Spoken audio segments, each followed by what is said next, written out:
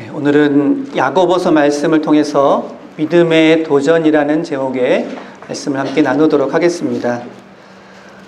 우리가 어떤 새로운 일을 시작하면 그 전에 경험하지 않았던 그 새로운 일과 관련된 여러 가지 과제 혹은 문제에 대해서 생각을 하게 됩니다. 신앙생활도 비슷하죠. 신앙생활을 시작하면 교회를 다니지 않고 신앙생활을 하지 않았을 때는 경험하거나 느껴보지 못했던 그런 문제들, 그런 고민들을 또 새롭게 하기 시작합니다. 오늘 새가족 환영 예배를 함께 드리고 있는데 아마 우리 새가족 분들도 내가 교회 다니지 않을 때는 이런 고민을 해본 적이 없는데 이제 교회 다니면서 이런 것을 고민하게 됐다. 아마 이런 생각을 하고 계실 것입니다. 기존의 성도님들도 마찬가지시겠죠. 우리 신앙생활이 다 좋고 문제가 없는 것이 아니라 신앙생활을 하기 때문에 따라오는 고민들도 있고 그런 문제들도 있습니다. 특별히 교리적이고 신앙적인 그러한 차원의 문제도 있지만 실생활에서 부닥치는 그런 문제들도 있습니다. 내가 교회를 다니는데 이런 상황에서는 어떻게 하는 것이 좋을까? 내가 신앙생활하고 있는 사람으로서 이 문제는 어떻게 대처하는 것이 좋을까? 특별히 현실적인 문제에 우리가 부닥치게 됐을 때 누군가 안내를 해줬으면 좋겠다 하는 생각이 들 때도 있습니다. 바로 그럴 때 우리에게 실질적인 안내와 도움과 조언을 해주는 그러한 성경책이 있습니다. 그게 바로 일반 서신인데요. 신약성경에는 27권의 책들이 있는데 4권은 예수님의 생애와 말씀을 기록한 복음서이고 사도행전은 누가가 기록한 초대교회의 역사입니다. 나머지 22권이 편지인데 그 편지 중에 13개는 바울이라는 사람이 썼고 나머지 편지들, 특히 베드로나 야고보, 요한, 유다 같은 사람들이 쓴 편지를 일컬어서 일반 서신이라고 부릅니다. 특정한 대상이 있지 않고 교회에 다니는 사람들 전반에 걸쳐서 그들이 겪게 되는 여러 가지 실질적인 문제에 대해서 신앙적인 조언을 전해주고 있는 그러한 편지들인데 그 가운데 오늘은 야고보서 말씀을 함께 읽었습니다.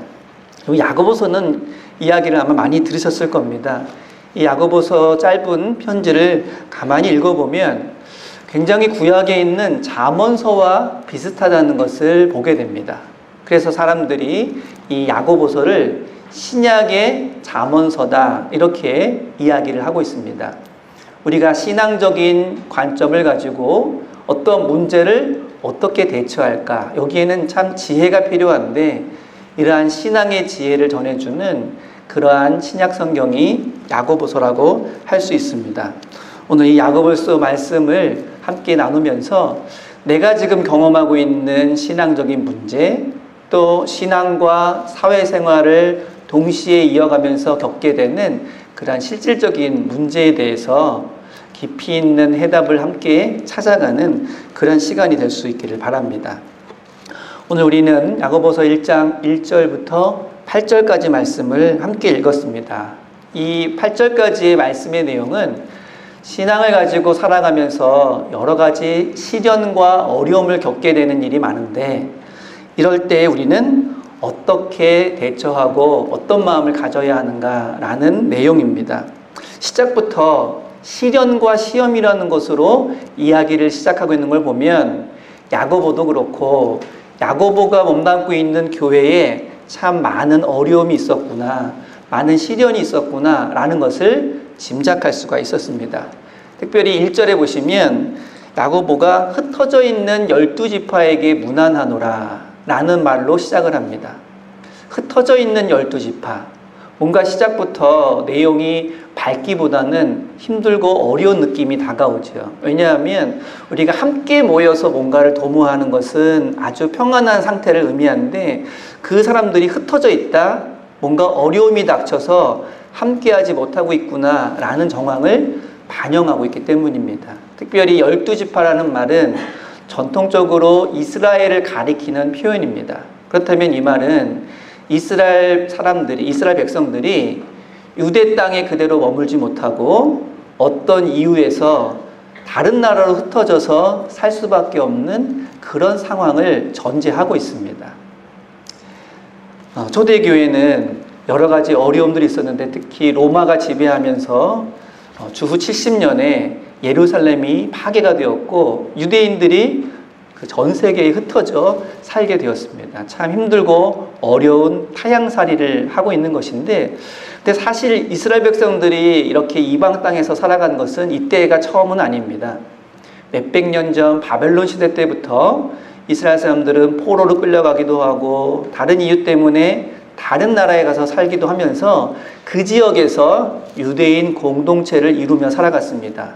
이것을 디아스포라라고 합니다. 그래서 그들은 타 지역에서 살아가는 것이 새삼스러운 일은 아니었지만 특별히 이 초대교회 시대 때 이 타 지역에서 살아가고 있는 그리스도인 공동체들은 남다른 어려움을 겪고 있었습니다. 유대인들은 어디에 가든지 이렇게 타지 생활을 오랫동안 경험했기 때문에 적응력이 뛰어났습니다. 특별히 이 시대에는 로마 제국의 질서와 또 그 가치에 적응하면서 나름대로 정착하며 살만한 삶을 살아가고 있었던 것입니다. 그런데 문제는 기독교인들입니다. 이 기독교인들은 오직 예수님만 나의 주님이시요 나의 구세주이시고 나의 왕이시라고 고백하는 사람들입니다. 그래서 동시에 그 당시 로마 제국이 다스리고 있을 때 로마 황제를 나의 왕, 나의 주, 나의 메시아로 고백할 수가 없었던 겁니다. 그러다 보니까 당국과 마찰을 빚을 일도 많았고 또 그들은 우상을 숭배하지 않으려고 애쓰는 가운데 우상 신전에서 일어나고 있는 여러 가지 행사 또 경제적 활동에도 참여하기를 꺼려했고 그것 때문에 스스로 가난해질 수밖에 없는 그러한 삶이었습니다. 경제적으로도 정치적으로도 종교적으로도 여러 가지 어려움을 겪고 있는 사람들의 모습, 이것이 바로 흩어져 있는 12지파의 삶의 모습이었다고 하는 것입니다. 야고보는 바로 그러한 기독교 공동체를 향해서 위로의 말씀, 권고의 말씀을 지금 전해주고 있습니다. 초대교회에서 예수를 따른다는 의미는 뭘까요? 저는 한마디로 행복 끝 고생 시작이라는 말로 표현할 수 있을 것 같습니다. 로마 제국 시대 때 예수님을 믿는다는 것, 예수님을 믿지 않았다면 그렇게까지 힘들 일도 없었을 텐데 그들은 예수님을 믿는다고 하는 그 믿음 때문에 주일마다 모여서 함께 예배드리고 주님의 말씀을 기억하고 주님의 가르침을 실천하느라 로마 당국의 눈밖에 나는 일이 많았습니다. 로마 당국은 그렇게 엄격한 통제 사회는 아니었습니다. 각 나라마다 종교도 인정해주고 문화도 인정해주고 또 그들의 자치권도 인정해 주었습니다. 단 두 가지만 하면 됩니다. 하나는 세금 꼬박꼬박 바치는 것, 또 하나는 로마 황제를 우리의 왕이다, 우리의 주님이다 라고 고백하기만 하면 나머지는 다 용인해 주었던 것입니다. 그런데 기독교인들은 이것을 하지 못했던 것입니다. 나의 주님은, 나의 구세주는 오직 예수 그리스도 한 분뿐이기 때문에 공개적인 자리에서 그렇게 고백을 할 수가 없었고 그로 인한 불이익을 스스로 감수했던 것입니다. 오늘날 우리도 예수님을 따르기로 결정하고 다짐한 순간부터 그 전에는 고민할 필요가 없었던 여러 가지 고민을 안게 됩니다.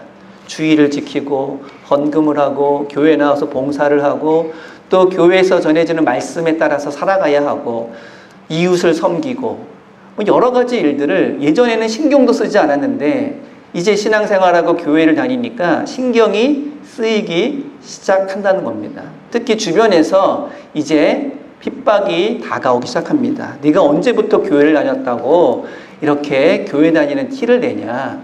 주말에 함께 놀러 가자고 하는데도 난 교회 간다고 가지 못하고 함께 어울려서 세상적인 유흥을 즐기자고 하는데도 이제 교회 다니는 사람으로서 그럴 수 없다고 말하고 등등의 예전에는 친하게 지냈던 사람들과의 삶의 패턴이 달라지면서 그들로부터 공격 아닌 공격이 들어오기 시작하죠. 때로는 비난을 하기도 하고 때로는 조롱을 하기도 합니다. 초대교회 시대처럼 감옥에 갇히거나 혹은 원형 경기장에서 큰 고초를 겪거나 더 심하면 십자가형에 처해지거나 하는 그런 일들은 아니지만 크고 작은 고민, 크고 작은 갈등이 빚어지기 시작합니다. 특히 개인 사업하시는 분들은 신앙생활을 온전히 유지하는 데 많은 어려움을 토로하기도 합니다. 우리가 주일에 쉬면서 함께 모여 예배도 드리고 또 교회 활동도 하게 되는데 이 주말에 영업을 해야 하고 사업을 해야 되는 입장에서는 참 쉽지가 않다는 이야기를 하기도 합니다. 특히 주변에서 이렇게 교회에 다니는 것을 이상하게 부정적으로 보는 사람들도 있습니다. 그래서 교회에 다닌다는 이유만으로 불이익을 주려고 하고 색안경을 끼고 보는 사람들을 만나면 참 괴롭지 않을 수가 없습니다. 회사를 다니는데 직장 동료나 선배가 교회 다니는 것을 싫어하는 사람을 만나게 되면 그처럼 괴로운 일도 없을 겁니다. 신앙생활은 이처럼 매우 현실적인 문제와 부닥치게 되는 그러한 삶으로의 변환이라고 하는 것입니다. 그런데 오늘 야고보는 그러한 시련이 다가올 때 우리가 믿음 생활하지 않았으면 겪지 않아도 되는 그러한 시련들을 겪게 되었을 때 억울해하거나 한탄하거나 불평하지 말고 기뻐하라고 말합니다. 사실 말이 좀 안 되는 것 같죠? 자, 2절 말씀 보시면 내 형제들아 너희가 여러 가지 시험을 당하거든 온전히 기쁘게 여기라. 이는 너희 믿음의 시련이 인내를 만들어내는 줄 알미니라. 여러분 아무것도 안 하면 아무 일도 생기지 않는다라는 말을 알고 계시죠? 그렇죠. 아무 일도 안 하면 아무 문제도 생기지 않습니다. 동시에 아무 일도 이룰 수가 없습니다. 남들처럼 하던 대로 생활하는 것이 아무 문제가 되지 않습니다. 시련이나 시험을 맞이할 일도 없겠지요. 초대교회 성도들도 그랬습니다. 예수님 믿지 않았다면 로마 당국의 눈치를 볼 일도 핍박을 당하거나 손해를 입을 일도 없었을 것입니다. 남들처럼 이방 신전에 가서 고기도 먹고 쾌락도 즐기고 사회적으로 출세할 수 있는 길도 열려 있었기 때문입니다. 그러나 그들은 로마 황제 대신 예수님을 나의 주님으로 고백하면 불이익이 온다는 것을 뻔히 알고 있음에도 불구하고 자신에게 손해가 되는 일, 자신에게 불이익이 되는 일을 주저함 없이 택하고 있습니다. 그들은 로마 제국 질서에 순종하는 것이 아니라 하나님 나라의 백성으로 살아가기로 결단하면 그만큼 괴로운 일들이 다가온다는 것을 이미 잘 알고 있음에도 불구하고 그것을 감수하면서까지 예수님 믿는 일을 택하였던 것입니다. 아무 일도 없으면 아무런 문제도 생기지 않지만 아무런 일도 아무런 성과도 이룰 수 없다는 것을 그들은 잘 알고 있었기 때문입니다. 예수님을 믿지 않고서는 구원의 감격을 경험하는 일, 거듭남의 역사를 체험하는 일, 새 생명의 기쁨을 누리는 일, 하나님 나라의 백성이 되는 일도 일어나지 않는다는 것을 그들은 알았기 때문입니다. 그러한 일들이 로마 제국 질서 아래서 평안하게 아무 문제 없이 살아가는 것보다 더 소중하다는 것을 그들은 깨달았기 때문에 지금 나에게 다가오는 시험과 역경과 고난도 내가 기꺼이 감수하겠다라는 결단을 할 수 있었던 것입니다. 이건 우리에게도 마찬가지입니다. 우리가 무엇을 더 소중하게 여기고 가치 있게 여기냐에 따라서 그 일이 힘든 일이냐 쉬운 일이냐는 그리 중요하지 않게 됩니다. 초대교회 성도들이 시련을 당하고 고난을 당하면서도 끝까지 예수님을 나의 주님이라고 고백했던 것은 이것이 내 삶의 가장 가치 있고 소중한 것임을 깨달았기 때문입니다. 믿음이 없으면 이 일들을 내가 이룰 수 없다는 것을 깨달았기 때문에 시련도 고난도 그리고 박해도 기꺼이 감수하겠다는 결단이 그들에게는 있었던 것입니다. 사도행전 5장에 보면 공회에서 예수님의 제자들을 붙잡아다가 앞으로 너희들 예수님이 부활했다는 이야기 하지 말아라 하면서 채찍을 때리고 그들을 풀어줍니다. 예수님 때문에 고난받고 폭력까지 당했던 이 제자들, 예전 같으면 어땠을까요? 내가 왜 이런 고난을 당해야 하나? 예수님이 붙잡혀서 십자가에 달려 돌아가실 때도 그들은 예수님 앞에 나타나지도 않았고 다 도망갔습니다. 그러한 시련, 그러한 고난은 피하고만 싶었습니다. 그런데 부활하신 예수님을 만나고 이들이 달라졌습니다. 그들이 이렇게 말합니다. 사도들은 그 이름을 위하여 능욕받는 일에 합당한 자로 여기심을 기뻐하면서 공회를 떠나니라. 예수 믿으면 채찍질 당하는 게 아프지 않을까요? 예수 믿으면 매질 당할 때 아무런 멍도 들지 않고 건강에 문제가 없을까요? 그렇지 않습니다. 그 폭력이 가해지는 정도는 똑같을 것입니다. 하지만 그들은 예수님의 이름으로 능력받고 고난받고 고난당하는 것을 기뻐하기 시작했습니다. 시련과 고난과 그 아픔을 그저 절망하고 한탄하고 억울해하는 것이 아니라 이제서야 내가 예수님의 사람이 되었구나 라고 하는 그 표시를 그 고난 속에서 깨닫게 되었다는 것입니다. 야고보도 마찬가지입니다. 너희가 믿음 생활하면서 시험과 시련을 겪으면 이제서야 주님의 사람이 되었다는 확증이니 기뻐하라는 것입니다. 그래서 그 시련도 그 시험도 기꺼이 견디고 이겨나갈 수 있는 힘을 하나님께서 공급해 주신다는 말씀을 하고 있습니다. 바로 이것을 깨닫고 우리의 삶에서 그 믿음을 이어가는 것, 이것을 야고보는 지혜라고 말합니다. 우리가 예수님 그리스도를 따른다고 하는 것은 그냥 살아가는 것이 아니라 예수님처럼 산다는 의미입니다. 우리가 하는 말도, 우리가 하는 행동도, 다른 사람을 대하는 태도도 예수님처럼, 예수님은 어떻게 말씀하실까, 예수님은 어떻게 행동하실까를 늘 염두에 두면서 살아가는 것, 이것이 바로 예수님을 따르는 삶이고, 비록 그러한 삶에 고난이 다가오고 역경이 다가온다 할지라도 그것을 기뻐하는 것, 이것이 바로 성도들의 삶이라고 하는 것입니다. 여기에 보면은 인내하라는 말이 나오는데, 인내는 어떤 의미입니까? 우리는 힘들고 어려운 일을 겪을 때 무조건 참고 억지로 버티는 것을 인내라고 생각하는 경우가 있는데, 여기서 말하는 인내는 좀 다릅니다. 우리가 이것을 참고 견디면 지금 당하고 있는 이 어려움보다 훨씬 더 큰 결실, 훨씬 더 큰 결과가 우리에게 다가올 것이다. 마치 운동선수들이 매일매일 힘들게 땀 흘리면서 애쓰고 수고하면서도 앞으로 큰 기량을 가진 선수가 될 것을 바라보면서 매일매일 인내하며 그 일을 감당하는 것처럼, 억지로가 아니라, 무조건이 아니라 그 앞날의 모습을 바라보면서 기대하고 기뻐하는 그러한 모습으로 견디는 그러한 모습이 바로 인내라고 하는 것입니다. 그래서 이 인내는 그리스도인들에게 괴로운 일이 아니라 힘들고 어렵지만 기쁘고 감사한 과정이라고 하는 것입니다. 잠언 17장 3절에 이런 말씀이 있습니다. 도가니는 은을, 풀무는 금을 연단하거니와 여호와는 마음을 연단하시느니라. 금과 은을 만들어낼 때 그 뜨거운 풀무불에서 견디어낸 것들이 결국 귀중한 가치의 그런 귀금속이 되는 것처럼, 하나님께서 우리를 귀하게 여기셔서 우리의 마음을 연단하시고 마치 정금과도 같은 모습으로 새롭게 이루어 가신다는 말씀입니다. 그래서 4절에 야고보는 이렇게 말합니다. 인내를 온전히 이루라. 이는 너희로 온전하고 구비하여 조금도 부족함이 없게 하려 함이라. 인내를 온전히 이룬다는 뜻은 중도에서 포기하지 않고 시험과 환난과 역경이 온다고 좌절하지 않고 끝까지 주님을 바라보며 주님을 의지하며 주님과 함께 이를 그 부활의 영광을 바라보며 기쁨과 감사함으로 견디고 버티어가는 것을 말합니다.